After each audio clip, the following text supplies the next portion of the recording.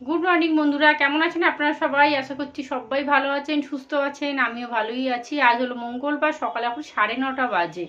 তন্ময় চা খেয়ে বেরিয়ে গেছে, আমিও একটু চা মুড়ি খেয়েছি, খেয়ে ভিডিও এডিট করছিলাম। আর রান্নাঘরে চাউমিন বসিয়েছি। গতকাল রাত্রিরে তন্ময় বলছি তিশান কিচ্ছু খায়নি। আর গতকালকে তো বাড়ি গেছিলাম, বাড়ি গেলে এত বদমাইশি করে, সারা দুপুর তো একটুও শোয় না। একবার ছাদে যাবে, একবার বাইরে যাবে, একবার ওইখানে যাবে, মানে ওই ওপর নিচ এরম করে করেই সারাটা দুপুর সন্ধে পর্যন্ত কাটায়। আর গতকালকে 4:30 থেকে খুব করে খেলেছে বল নিয়ে বাইরে। আর রান্না বান্না বলতে বেলায় বলতে কি একটু পরে রান্না বসিয়ে দেবো। তন্ময় আজকে না তাড়াতাড়ি চলে আসতে পারে, আমাকে বললো যে আজকে সেরকম কাজ নেই। বলছে আমি ভাত নিয়ে যাব না, আমি হয়তো একটা না, বললো 1:30 2টো করে চলে আসতে পারি, তুমি রান্না করে রাখবে, এসে হয়তো আর যাবে না। এটাই তো বললো। তবে হুট করে কাজ করে গেলে ওর খাওয়াটা একদম যাবে। আমি বললাম রান্না করে দিয়ে নিয়ে যাও, বলছে না না আজকে কোথাও যাওয়ার নেই, আমি জানি তুমি রান্না করো না বলছে। যাই হোক চলুন, আজকে লোন আছে, লোন দিতে যাবো। তার আগে বাথরুমে জামা কাপড় ভিজিয়ে এসছি। সেই চাদরের সেটটা যে তুলেছিলাম আমার ঘরের, ওইটাকে একটু গরম জল দিয়ে ভিজিয়েছি। আর গতকালকে যে জামা কাপড়গুলো পরে গেছিলাম মায়ের বাড়িতে, এখন তো এত মানে পচা গরম পড়েছে, আধা ঘন্টাও যাচ্ছে না একটা কুর্তি পুরো ভিজে চপচপে হয়ে যাচ্ছে। আর সেগুলোকে আবার শুকিয়ে পরা যায় বলুন তো? তিশানের জামা কাপড়, আমার কুর্তি লেগিন সব জলে ভিজিয়ে দিয়েছি, একটু কমফোর্ট দিয়ে ধুয়ে মিলে দেবো। আর বিছানার চাদরের সেটটা ভিজিয়েছি, ওটাকে কাচতে হবে, পরে থেকে থেকে না গন্ধ হয়ে যাচ্ছে, প্রায় 4-5 দিন তো হয়েই গেল। ঈশান যেহেতু গতকাল রাত্রে খায় না, তো এসেই বলবে মা আমার খুব খিদে পেয়েছে, আমি জানি, সেই জন্য চাউমিনটা রেডি করে রাখছি। একটা আলু দিয়ে চাউ করি, ও যতটা খাবে খাবে, তারপরে আমি খেয়ে নেবো। দেখছেন কেমন ঘাম দিচ্ছে, দেখছেন? বিচ্ছিরি গরম পড়েছে। আজকে থেকে তো নাকি ঝড় বৃষ্টি হওয়ার কথা আছে, ভগবান জানে হবে কি হবে না। আজকে ব্রেকফাস্টে চাউমিন করব। এখানে কড়ায় তেল দিয়েছি, চাউটা তো আগেই সিদ্ধ করে নিয়েছিলাম। আর আমার চাউ করতে খুব বেশিক্ষণ সময় লাগে না। আজকে আর ডিম দেবো না, যেহেতু প্রায় সময়ই আমাদের চাউ হয়, আপনারা দেখেছেন। পেঁয়াজটা ভেজে নিয়েছি, এবারে আলুটা দিয়ে দিচ্ছি। আর একটুখানি নুন দেবো, অল্প করে একটু হলুদ দেবো, দিয়ে একটুখানি ভাজা ভাজা করে নেবো। আর আমার মাকে দেখেছি চাউমিন করলে না হলুদটা দেয় না, মানে সাদা চাউমিন করে, খেতেও বেশ ভালো লাগে জানেন তো। কিন্তু আমার আবার হলুদ না দিলে না কেমন একটা যেন সাদা সাদা দেখতে লাগে। প্রায় 10টা বাজতে যায়, চলুন আমি এবার খেয়ে নিই। ছাতু মুড়ি খাবো। আর তিশানকে বলবো এখান থেকে একটা দুধের প্যাকেট এনে দে, প্রোটিন এক্সট্রা খাবো। আর এদিকে দেখুন ভাতের চালটা ভিজিয়ে রেখে দিয়েছি, এই যে। আর এই ছোটো হাঁড়িটা বার করেছি, এই হাঁড়িটাতেই ভাত হয়ে যাবে। ওইটাতে না বড্ড বড় হয়ে যায়, বড় মানে খুব বড় নয়, কিন্তু এই ছোটো হাঁড়িটা না একটু সুবিধা হয়। ছোট জিনিস দেখবেন মাছ দেওয়াও সুবিধা, আর রান্না করতেও বেশ ভালো লাগে। এর মধ্যে একটা ডিম দিলে ভালো হতো, কিন্তু আর দেবো না। গতকাল দুপুরবেলা মায়ের ওখানে গিয়ে মাছ খায়নি, ডিম খেয়েছে, থামস আপ খেয়েছে। কী রান্না করব জানেন, আমি খালি তাই চিন্তা করছি। গতকালকে একটা বাঁধাকপি এনেছিলাম, মাছের মাথা আছে, ঘন্ট করব বলে। আর মাছের মাথাটা প্রায় 2-3 দিন হয়ে গেল, তাই ভাবছি মাছের মাথাটাই করে নিই। এরপর না কেমন একটা জলসা জলসা খেতে লাগবে। বাঁধাকপির মাছের মাথা দিয়ে ঘন্ট করি, ডাল করি, আর পটল আছে, পটল ভাজি। সেই কেজিখানেক পটল নিয়ে এসেছিলাম, সেই পটলগুলো জানেন এখনও হচ্ছে। 1 কেজি পটল নিয়ে চলে এসেছি একেবারে। সন্ধেবেলা জানেন তো বাজারটাতে একটু দামটা কম নেয়, কিন্তু সকালে বাবা গলা কেটে দাম নিয়ে নেবে।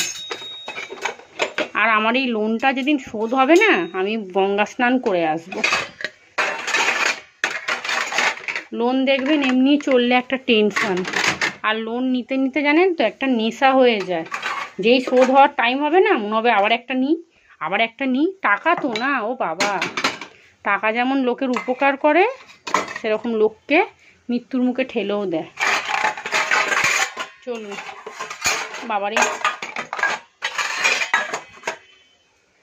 তিশানের খাবারটা রেডি করে রাখলাম, এটা একটা নিশ্চিন্ত। গতকাল রাত্রির থেকে না খেয়ে আছে। আমি চা খাওয়ার পরেই আগে ভেবেছি যে না, আগে চাউও ছিল না, একটাই মাত্র চাউ পড়ে আছে ঘরে জানেন।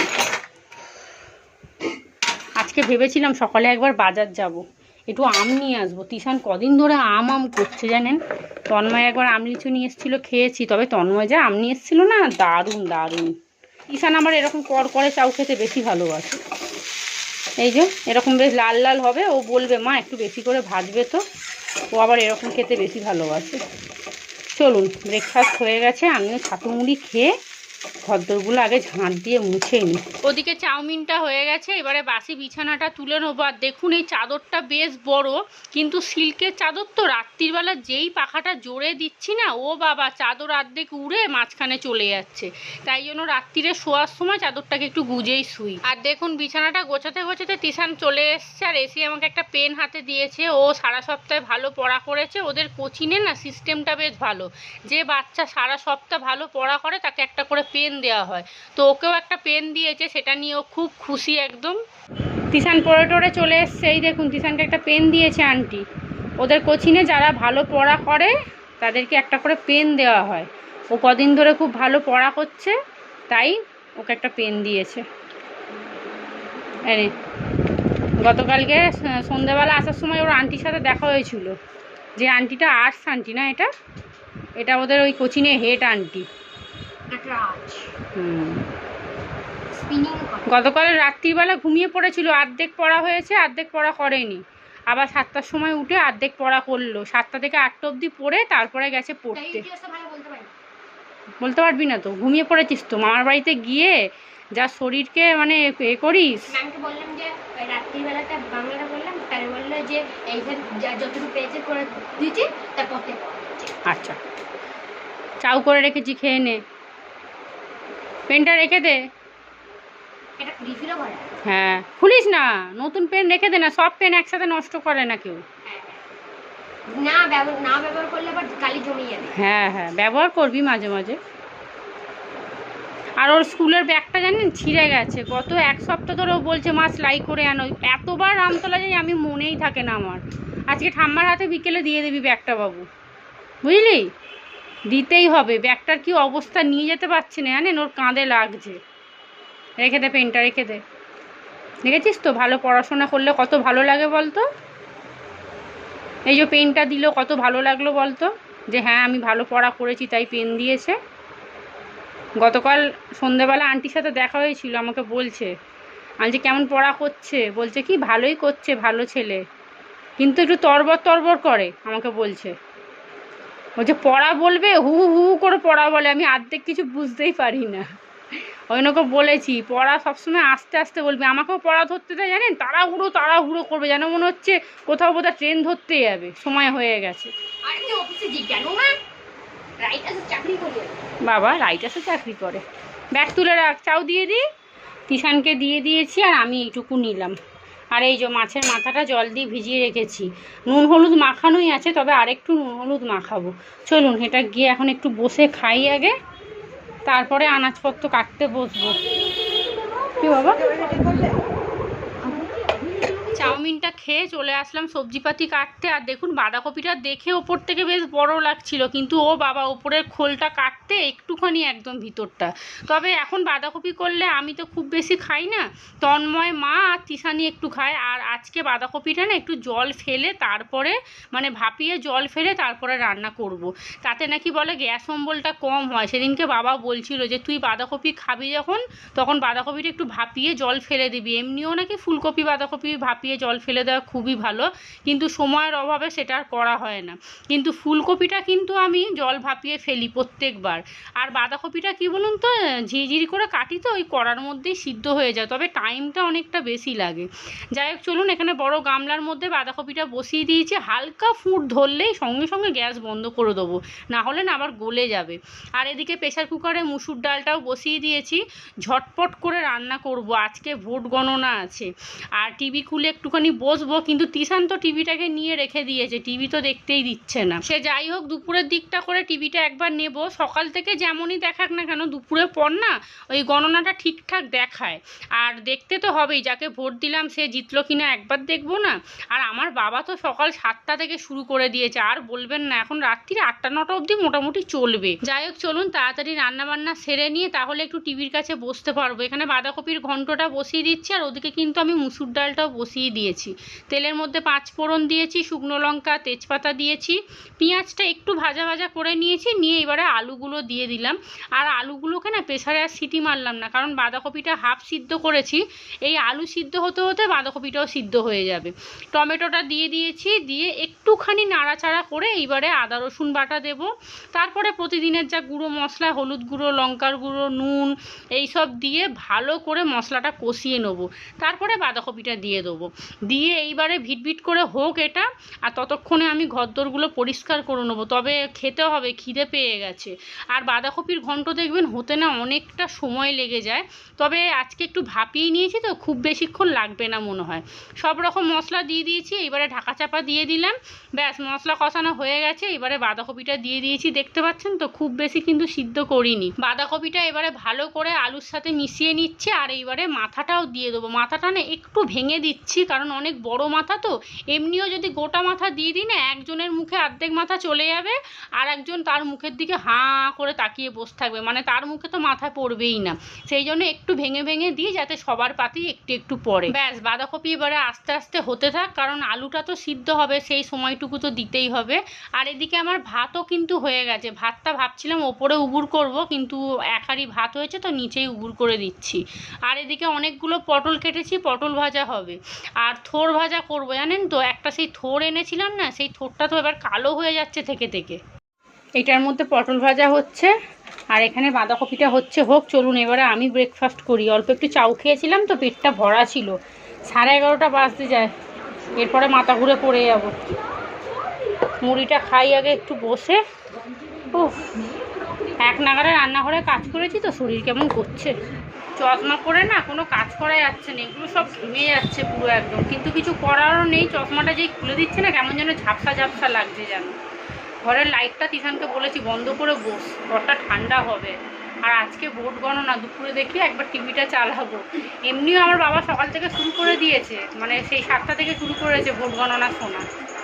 যাই হোক, চলুন এখন ব্রেকফাস্টটা করি। 11:30 বাজে, ওই 12:10-15 করে লোনের জন্য বেরোবো। এখন আর তাড়াতাড়ি যাই না, গিয়ে না হাঁ করে বসে থাকতে হয়।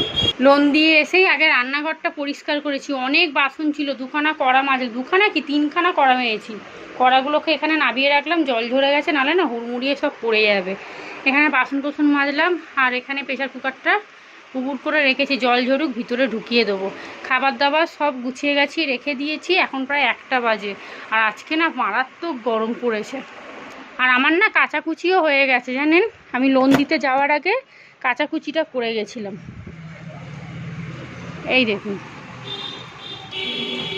চাদর টাদর সব কেচে মিলে দিয়েছি। ভাবলাম যে ঘরটা ঝাঁট দিয়ে মুছবো না, কাচাকুচিটা করে যাব। মারাত্মক গরম লাগছে, মানে এত ঘাম দিচ্ছে না কি বলবো।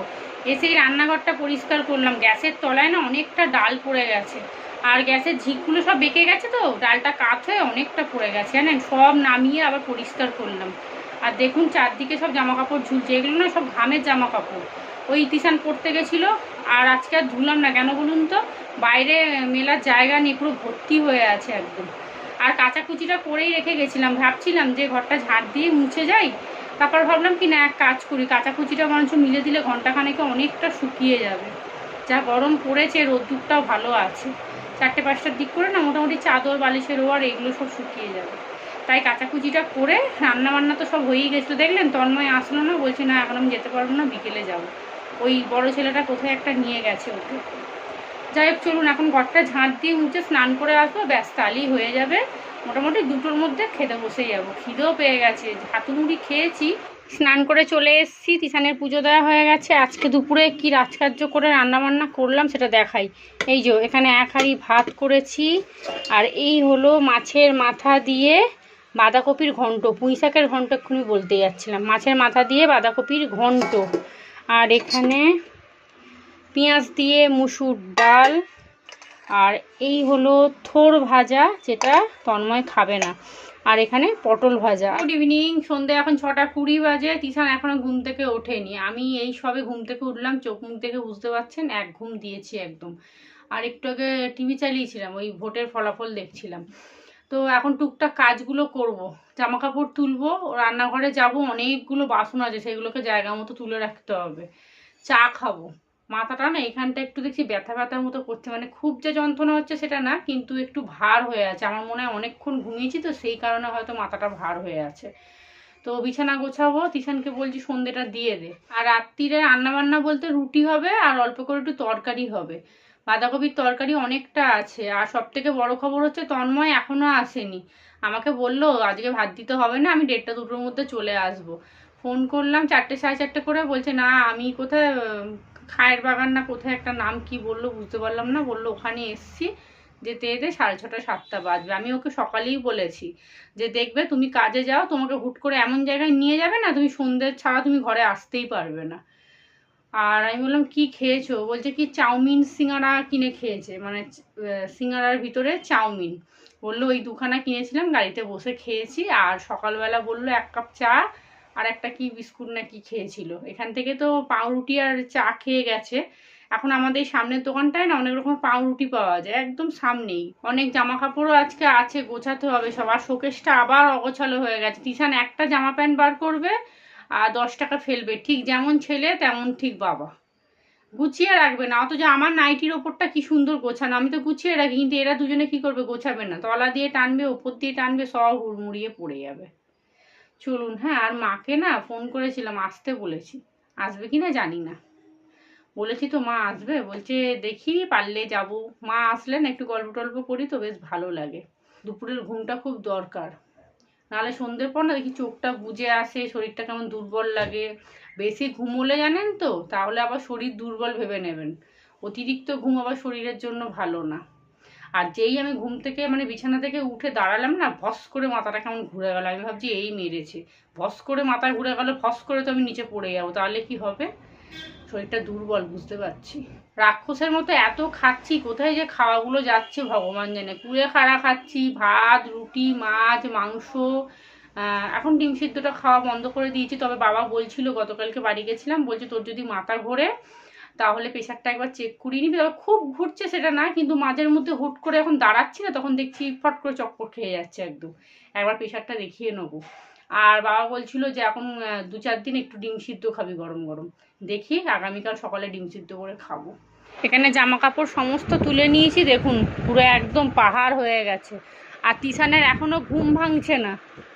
আর দেখুন বালিশের ওয়ারগুলো 4-5 দিন হয়েছে পরিয়েছি, নোংরা হয়ে গেছে। এরা কি করবে, নিচে নিয়ে শোবে পায়ের মধ্যে একদম।